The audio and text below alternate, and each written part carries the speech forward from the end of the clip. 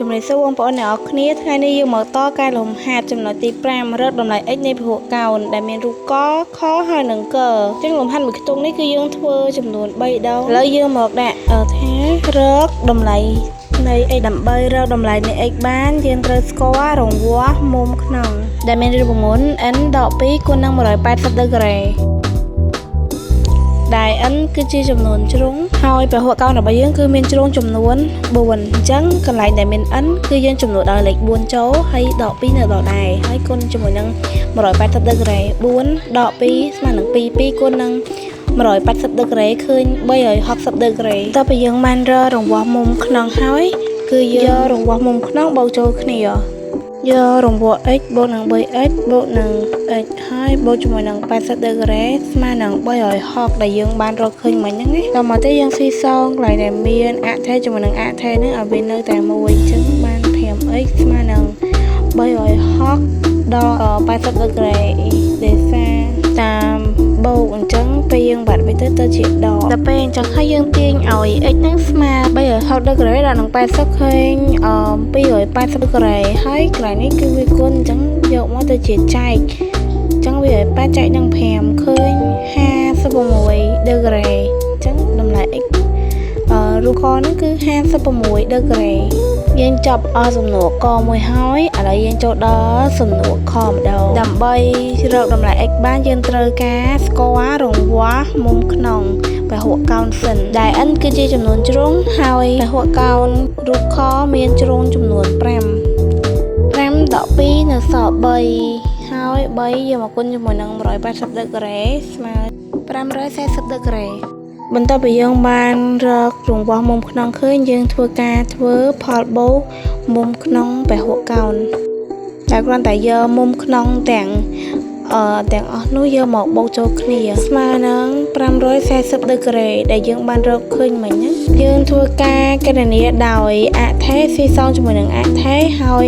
កន្លែងណាដែលមានដឺក្រេគឺយើងប្រមូលវាព្យាយាមបញ្ជូនវាទៅអង្គទី2ឲ្យយើងព្យាយាមបាត់ x ចេញពី5ហ្នឹង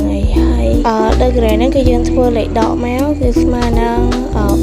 390ដឺក្រេអញ្ចឹងយើងព្យាយាមបាត់ x ចេញពី5អញ្ចឹង x គុណនឹង5អញ្ចឹងពេលយើងបាត់ទៅជាចែកអញ្ចឹង390ចែកនឹង5ស្មើនឹង78ដឺក្រេអញ្ចឹងដូចនេះតម្លៃ x ស្មើនឹង78ដឺក្រេតោះឥឡូវយើងចូលមកដល់រូបកម្ដងរបៀបធ្វើលំហាត់មួយហ្នឹងគឺដូចទៅនឹងលំហាត់ដែលបានធ្វើមុនហ្នឹងអញ្ចឹងលំហាត់ទីកគឺមានជ្រុងចំនួន6អញ្ចឹង6ដក2គុណនឹង180ដឺក្រេស្មើ